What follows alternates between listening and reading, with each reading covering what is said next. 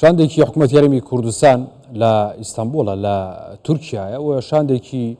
هەرێمی کوردستان بە هەمان شێوە لە رووسیاشە بۆ پەرپێدانی پەیوەندیەکانی نێوان هەرێمی کوردستان لەگەڵ رووسیا و لەگەڵ تورکیا بەردەوام هەرێمی کوردستان لەلایەن وڵاتانی ناوچەکە وڵاتانی دەرەوەی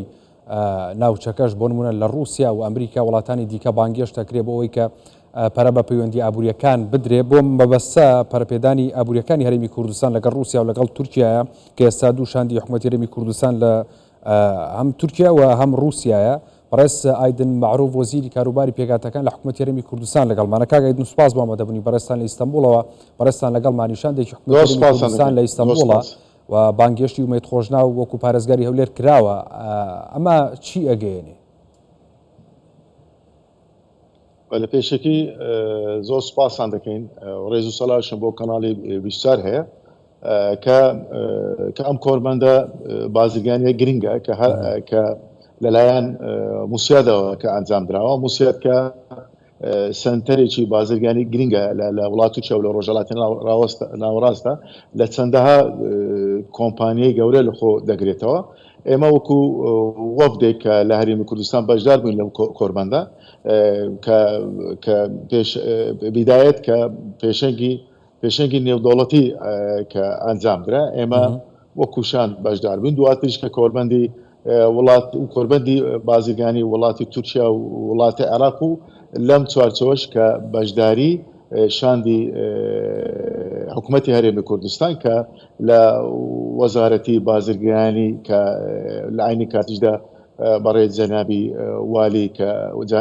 پارێزگای هەولێر کە بەشدار بن لەو کۆربەندە لە عینی کاتیشدا وەزیری جەنابی وەزیری گواستنەوە کاک ئانۆش بەشدار بوو کە شان دەگوت کە ئێمە بەشدار بن لەم کۆربەندە لەو کۆبنەوەنان. ئەمە خۆی لە خۆیدا گرنگە کە لێستا لە پەیوەندیەکانی هەولێر و ئەنقەرە لە ئاستێکی باشدایە لە ڕووی بازرگانیەوە لە ڕووی تیجاریەوە. ئەمە لەم کاتەدا ئەم کۆربەندانە مهمە بۆ هەردوو لە مهمە کە لە چەندەها وڵات دەکە شاندی بازرگانی بەشداربوون لەم کۆربەندانەدا کە ئێمە لە عینی کاتیشدا ئێمە کەوتەمان هەبوو کە تایبەت بە پەیوەندیەکانی هەولێر و ئەنقەرەدا ئەمەش گرنگی و پەیوەندیەکانی هەولێر و ئەنقەرەمان باس کرد. لە عینی کاتیشدا وڵاتی تورکیا کە لە هەموو کات زیاتریش ئیحتیمام دەدا و گرنگدا بە پەیوەندیەکانی خۆی و لەگەڵ عێراق و لەگەڵ هەرێمی کوردستاندا. وڵاتی تورکیا وڵاتێکی گرنگە لە ڕۆژهەڵاتی ناوەڕاستە لە ڕووی بازرگانیەوە لە ڕووی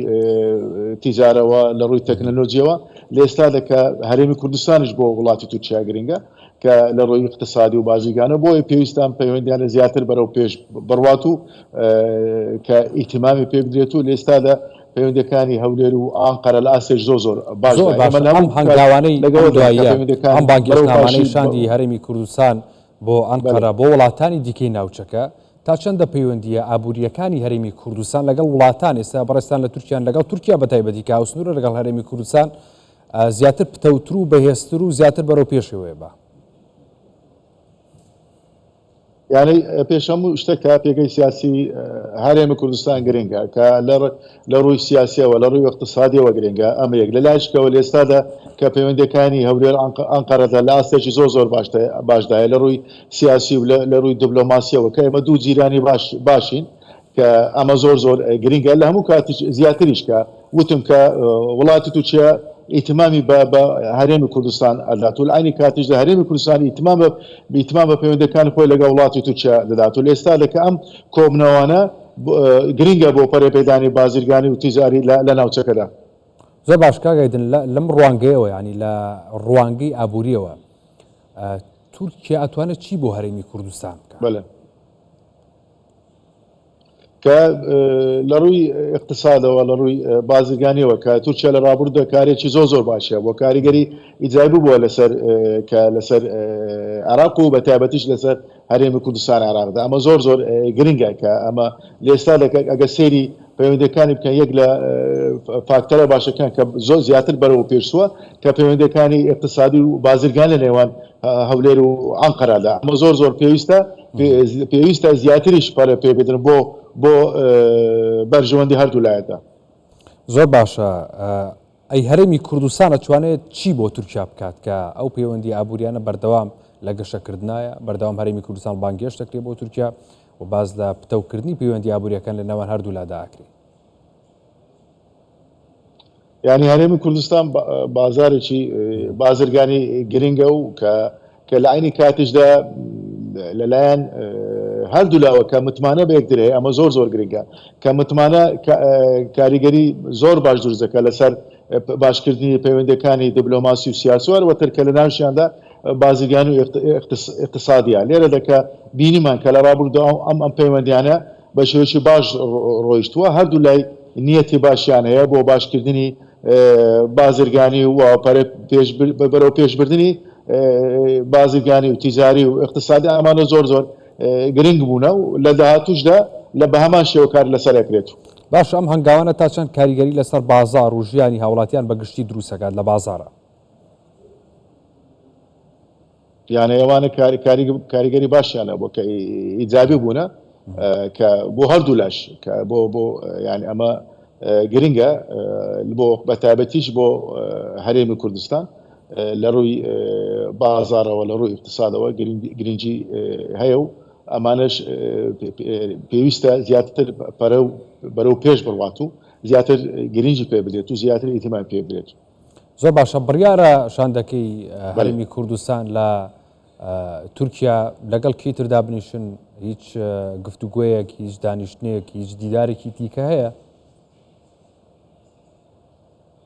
یعنی ئەم لە چوارچۆی ئەم کۆربەندەش کە ئێمە چەندەها کۆبنەوەش کرایە کە بەتابەتی لەگەڵ والی ئیستانبول کرا و دواتریش کە محافزی هەولێر بەڕێزکار میتخۆشنا و کە سەردانی سەرۆکی شارەوانی ئیستانبول کرد ئەمانە زۆر گرنگە لە عینی کاتیژە لەم کۆربەندەدا چەندە مەسەلەن وەزیری وڵاتی تورکیا و کە وەزیری مالیە بەشدار بوو بۆ لەم کۆربەندەدا ئەمانە کە لە کۆربەندەکەدا لە چارچۆم کۆربەندەکە کۆبنەوەیش دوو بە دووش کرا و کە بۆی بتواندرێت کە زیاتر بەرەو پێش ببدرێت کە لە ڕووی بازرگانی و لە ڕووی اقتصادەوە لە عینی کاتیشدا کە ژووری بازرگانی هەولێرش بەشدار بوون کە وەفدش ئەوانش لەگەڵ ئێمەدا بوون ئەمانە خۆی لە خۆدا گرنگە بۆ ئەوی بتواندرێت کە زیاتر ئیتیمامی بە پەیوەندەکان بدرێت. زۆر باشە تێگەشتنی تورکیا سەبارەت بە هەرێمی کوردستان لە ڕووی ئابووریەوە چۆنە ئێوە چۆنی بینن؟ یعنی گرنگە لەلایەن وڵاتی تورکیاوە یعنی لە ڕووی ئابووریەوە لە ڕووی بازرگانیەوە گرنگە کە لە هەموو کات زیاترش ئیتیمان بە هەرێمی کوردستانی عێراق دەدات و ئەمە لە ڕابردوو شووا بۆ و لە ئێستاش وایە و لە داهاتوش بە هەمان شێوە پەیوەندەکان زیاتر بەرەو پێش دەڕوات. بەڵێ بەڕێز ئایدن معروف وەزیری کاروباری پێگاتەکان لە حکوومەتی هەرێمی کوردستان سوپاس بۆ ئامادەبوونی بەڕێستان لە ئیستانبولەوە لەگەڵمان بوون. زۆر سوپاس بە ئێوەش سەرکەوتوو بن.